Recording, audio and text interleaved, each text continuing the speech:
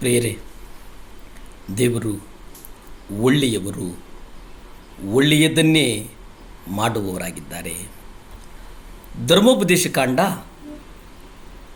8ನೇ ಅಧ್ಯಾಯ 4 ನಾವು ನೋಡುವುದಾದರೆ, ಈ 40 ವರ್ಷಗಳು ನಿನ್ನ ಮೇಲಿರುವ ವಸ್ತ್ರಗಳು ಹಳೆಯದಾಗಲಿಲ್ಲ, ಇಲ್ಲವೇ ನಿನ್ನ ಕಾಲು ಬಾತು ಹೋಗಲಿಲ್ಲ. ಇದು ನನಗೆ ಬಹಳ ವಿಶೇಷ ಅನ್ನಿಸ್ತು.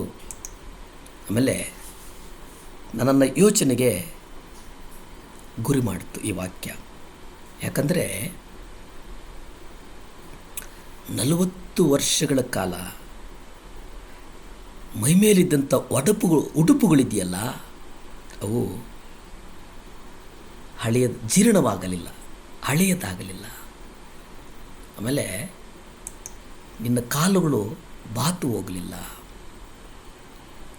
ಈ ಕೀರ್ತನೆಗಳು 105:37 ನೋಡೋದಾದರೆ, ಅಲ್ಲಿ ದೇವರು ಹೇಳ್ತಾರೆ, ನಿನ್ನ ವ್ಯಾಧಿಗಳನ್ನು ವಾಸಿ ಮಾಡಿದ್ದೇನೆ, ಅವರಲ್ಲಿ ಯಾವ ರೋಗಿಯಾಗಲಿ ಅಶಕ್ತನಾಗಲಿ ಇರಲಿಲ್ಲ ಅನ್ನೋದಾಗಿ ಸತ್ಯವೇದದಲ್ಲಿ ನಾವು ನೋಡ್ತೇವೆ.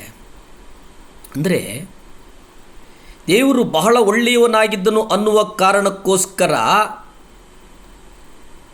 ನಮ್ಮ ದೈಹಿಕ ಭೌತಿಕ ಕೊರತೆಗಳನ್ನು ಆತನು ಅದ್ಭುತವಾಗಿ ನೀಗಿಸಿದನು ಅನ್ನುವುದನ್ನು ಇಲ್ಲಿ ಗಮನಿಸಬೇಕು. ಒಂದು. ಎರಡನೇದು, ದೇವರು ಅವರಿಗಾಗಿ ಅನೇಕ ಅದ್ಭುತ ಕಾರ್ಯಗಳನ್ನು ಮಾಡಿದನು. ನಿಜ ಹೇಳಬೇಕಂದ್ರೆ ಈ ಲೋಕದ ಇತಿಹಾಸದಲ್ಲಿ ಆ ಅಪನಂಬಿಕಸ್ಥರಾದಂಥ ಇಸ್ರಾಯೇಲರಿಗೆ ಸಂಭವಿಸಿದಂಥ ಅದ್ಭುತಗಳು ಬೇರೆ ಯಾವ ಗುಂಪಿನ ಜನಾಂಗಕ್ಕೂ ಸಂಭವಿಸಿಲ್ಲ. ಆದರೂ 40 ವರ್ಷ ದೇವರು ಅವರ ಮೇಲೆ ಕೋಪಿಸಿಕೊಂಡ ಎಂಬುದಾಗಿ ಇಬ್ರಿಯ ಪತ್ರಿಕೆ 3ನೇ ಅಧ್ಯಾಯ 17ರಲ್ಲಿ ಹೇಳ್ತದೆ. ನನಗೆ ದೇವರು 40 ವರ್ಷಗಳ ಕಾಲ ಅವರ ವಸ್ತ್ರಗಳು ಮಾಸಿ ಹೋಗಲಿಲ್ಲ ಅನ್ನುವುದಿದೆಯಲ್ಲ, ಇದು ನನ್ನನ್ನು ಹೆಚ್ಚು ಚಿಂತೆಗೆ ಎಡೆಮಾಡ್ತು. ಯಾಕೆಂದರೆ ಅಂಥ ಒಳ್ಳೆಯ ದೇವರು 40 ವರ್ಷ ಅವನ ಮೇಲೆ ಕೋಪಿಸಿಕೊಳ್ತಾನೆ. ಅಂದರೆ ನಮಗೆ ಕಲಿಸುವುದೇನೆಂದರೆ, ಈ ಲೌಕಿಕ ವಿಶ್ವಾಸಿಗಳ ಪ್ರಾರ್ಥನೆಯನ್ನು ಸಹ ದೇವರು ಕೇಳ್ತಾನೆ. ಒಂದು ಅಗತ್ಯವಿದ್ದರೆ ಅದ್ಭುತವಾಗಿ ಅವರ ಕೊರತೆಗಳನ್ನು ನೀಗಿಸ್ತಾನೆ. ಅಂದರೆ ಪ್ರಾರ್ಥನೆಯನ್ನು ಕೇಳ್ತಾನೆ, ಅವರ ಕೊರತೆಗಳನ್ನು ನೀಗಿಸುವವನಾಗಿದ್ದಾನೆ. ದೇವರು ನಮಗೋಸ್ಕರ ಅದ್ಭುತಗಳನ್ನು ಮಾಡುವುದು ನಮ್ಮ ಆತ್ಮಿಕತೆಯನ್ನು ತೋರಿಸುವುದಲ್ಲ. ದೇವರು ಒಳ್ಳೆಯವನು. ತನ್ನ ಸೂರ್ಯನು ನೀತಿವಂತರ ಮೇಲೆ ಅನೀತಿವಂತರ ಮೇಲೂ ಹೇಗೆ ಪ್ರಕಾಶಮಾನವಾಗಿ ಬೆಳಕನ್ನು ಬಿಡ್ತಾನೋ ಅನ್ನುವಂಥದ್ದನ್ನು ಕರ್ತನಿಂದ ನಾವು ಕಲಿಯಬೇಕಾಗಿದೆ.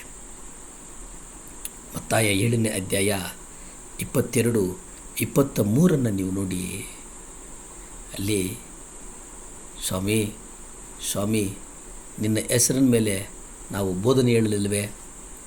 ನಿನ್ನ ಹೆಸರಿನ ಮೇಲೆ ನಾವು ದೆವ್ವಗಳನ್ನು ಬಿಡಿಸಲಿಲ್ವೇ? ನಿನ್ನ ಹೆಸರಿನ ಮೇಲೆ ನಾವು ಅನೇಕ ಮಹತ್ಕಾರ್ಯಗಳನ್ನು ಮಾಡಲಿಲ್ವೇ ಎಂದು ಆ ದಿನದಲ್ಲಿ ಎಷ್ಟೋ ಜನ ನನಗೆ ಹೇಳ್ತಾರೆ. ಆದರೆ ನಾನು ಅವ್ರಿಗೆ ಹೇಳ್ತೇನೆ, ನಾನು ನಿಮ್ಮ ಗುರುತು ಕಾಣೆನು, ನಿಮ್ಮ ಗುರುತನ್ನು ನಾನು ಕಾಣೆನು. ಧರ್ಮವನ್ನು ಮೀರಿ ನಡೆಯುವವರೇ ನನ್ನಿಂದ ತೊಲಗಿ ಹೋಗಿರಿ. ಅದಕ್ಕೆ ಭಯದಿಂದ ದೇವರೊಟ್ಟಿಗೆ ನಾವು ನಡೆಯೋಣ. ಭೂಮಿ ಆಕಾಶಗಳನ್ನು ಉಂಟು ಮಾಡಿದಂಥ ಸರ್ವಶಕ್ತನಾದಂಥ ದೇವರೇ, ಕೋಟಿ ಸ್ತೋತ್ರ ಸ್ವಾಮಿ. ಈ ಮುಂಜಾನೆಯ ಸಮಯದಲ್ಲಿ ಪ್ರಾರ್ಥಿಸ್ತೇನೆ ಸ್ವಾಮಿ. ದೇವರೇ, ವಿಶೇಷವಾಗಿ ಸ್ವಾಮಿ, ಪರಿಶುದ್ಧನೆ ಪರಿಶುದ್ಧನೆ ಪರಿಶುದ್ಧನೆ ಈ ಲೋಕವನ್ನು ನಿಮ್ಮ ಕರಗಳಿಗೊಪ್ಪಿಸ್ತೇನಪ್ಪ.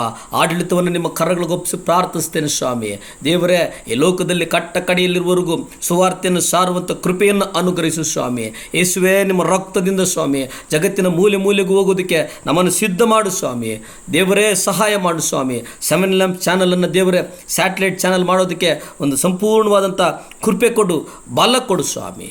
ಸ್ತುತಿ ಘನ ಮಾನ ಮಹಿಮೆ ನಿಮ್ಮೊಬ್ಬರಿಗೇ ಸಲ್ಲಿ ತಂದೆ. Amen, amen, amen.